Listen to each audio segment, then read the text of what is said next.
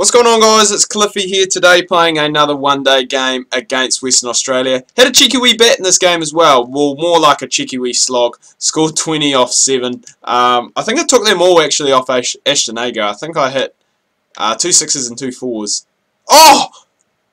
Just as I'm going and talking up my betting, we pick up a wicket just like that. And I was actually going to go and get on to that in a second because we have been bowling well. And actually in a recent first class game, I actually took a 5-wicket bag for the first time in a long time, which is good. So hopefully we can go and carry that on. We picked up a wicket second ball.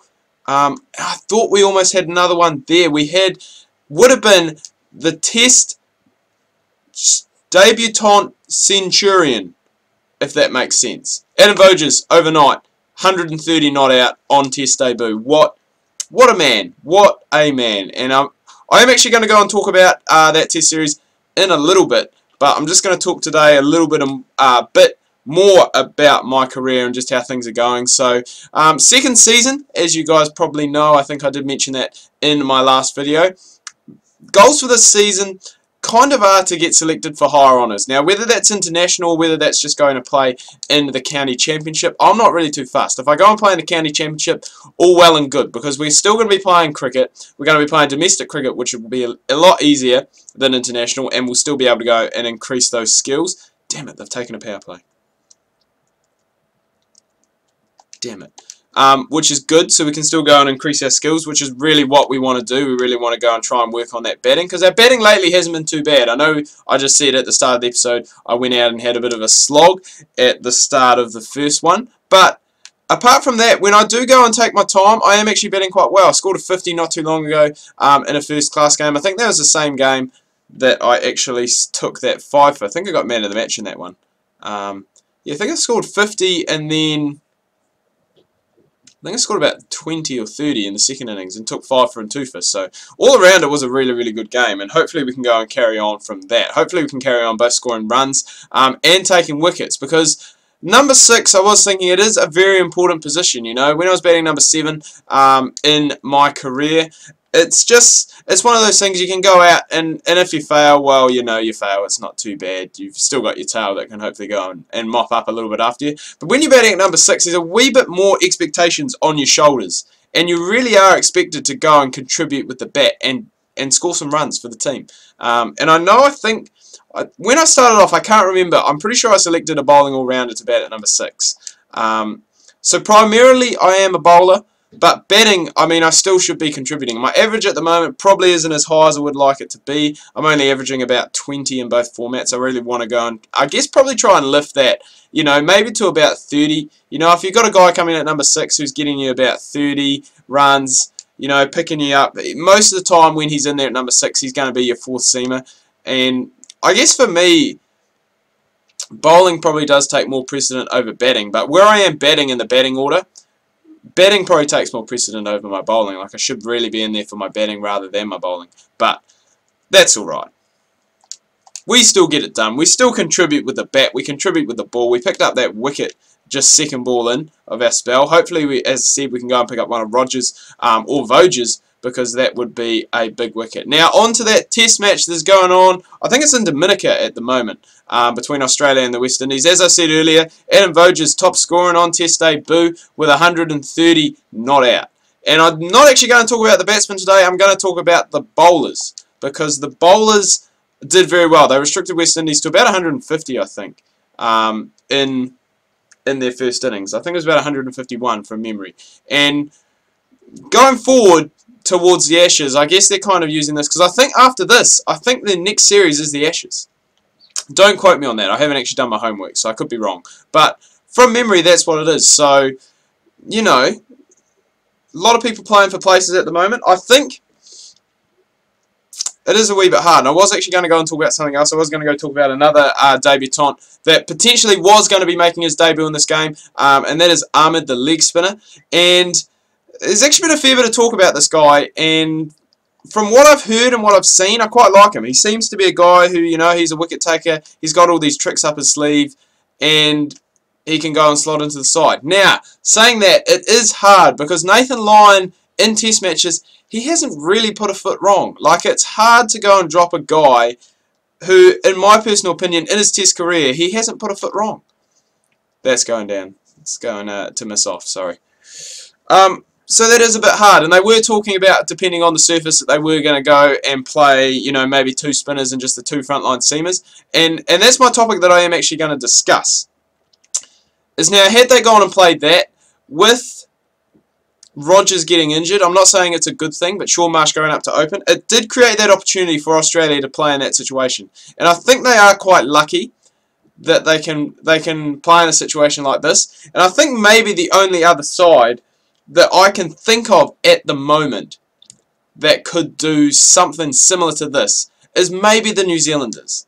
I think New Zealand maybe could go. I mean, it's not going to happen, and that's actually another topic that I may get into a wee bit later on in this episode if we do have time.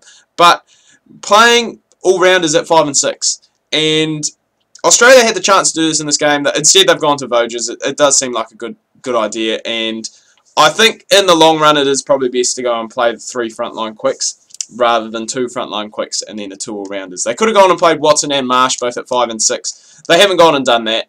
I think they've gone with the right formula, and it's worked. They obviously bowled West Indies out for 150, so obviously the selectors are thinking about it and they are doing something right. So, but yeah, coming forward to Ashes time, who's gonna be the 3 quicks for Aussie? I think Ryan Harris is a shoo-in. He is definitely in there. And I think Mitchell Johnson is a shoo-in, definitely. And I think the 3rd spot is basically up for grabs between, I think it is Peter Siddle, Josh Hazlewood, and Mitchell Starc. Now, in this test, Mitchell Starc is playing because Ryan Harris is still away. I think his wife maybe just had a baby. I'm not too sure.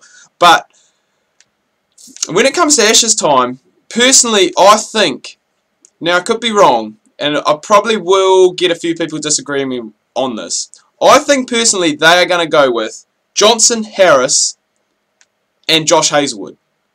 I don't know what it is about Josh Hazlewood. I just like the kid. I think he is a good bowler. He's one of those guys that's tall. He's going to go and extract. He's going to extract bounce from the pitch, which is good. Even if there isn't a lot of bounce, because of his height, he gets that extra bounce. And we have seen on occasions when Australia have been playing on lifeless pitches that he can get something out of there. He can get a bit of extra bounce, really go and surprise the batsman. Now, saying that, that's going to leave Mitchell Starc out. And this is where probably a lot of people are going to go, oh, Cliffy, why are you leaving Mitchell Starc out? Rah, rah, rah. Mitchell Starc is a great bowler. Don't get me wrong. He is a great bowler. I think he's still the #1 rated one-day bowler in the world. Damn it, we just gave away a free hit. Damn it. Too busy jibber-jabbering. Not enough time focusing on what I'm supposed to be doing. But yeah, he is a great bowler, don't get me wrong. #1 one-day bowler in the world. Showed it in the World Cup. He is just incredible. I think I'm actually maybe going to backtrack on myself here now. But there was something that I just didn't really think about. But saying that though, I think with those 3 that I did mention, they kind of have what England had a wee while ago. And that is a lot of variety. They had obviously Jimmy Anderson, who can go and swing the ball around heaps. They had Stuart Broad, the tall bowler, who's going to go and get you bounce, which is Josh Hazlewood in this case. And then they had Tim Bresnan as well, who's a guy who's pretty accurate, you know, like Ryan Harris, bit of a shorter guy. So, I mean, that's maybe what they're going to go and do. Saying that, though, it is hard, and this is where I said I am going to possibly backtrack on myself. Playing in England, swing is a big factor in England. And we saw with the recent World Cup, Mitchell Starc is a very good swing bowler. So potentially he may go and get in. Whether he and Mitchell Johnson are too similar, I don't know. This is why I'm happy to not be a selector. Happy to not be. But saying that, at the moment they do have, I guess not the difficulty, but they have the, what's the word I'm looking for? I'm looking for the right word. They've got the issue at the moment of having players in there who are playing for their spot, and they're having to drop someone because of the, I guess, the pitch situation and the game situation, rather than say, oh, look, who's not in form, who's the guy that we want to drop. Which, you know, it is good.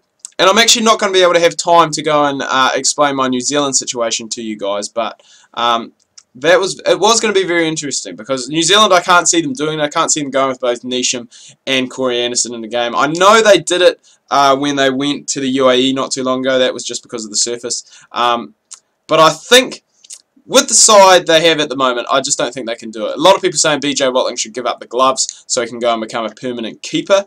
But yeah, I don't know whether that's going to happen anyway. Right, we've discussed a whole lot today. We have now run out of time. Redbacks win by 64 runs. Got there quite comfortably in the end. 2 for 12 for Cliffy. That's coming off only 6.3 overs, so not too bad. Pretty economical as we usually are. As you can see, 20 off 7 with the bat. Just went for a bit of a slap off Ashton Agar. Mitchell Marsh came in. First ball was a short ball. I went to go play it off the front foot and boom, what do you know? Caught it mid-off. Story of my life. Anyway, guys, do hope you've enjoyed this video. If you have, please remember to leave a like. If you are new, please do subscribe. Tune in tomorrow. Got Crash Team Racing coming back. Remember to go and give that series a thumbs up. Show it a bit of love because it needs it. Hope you guys have had a good week and we'll see you tomorrow.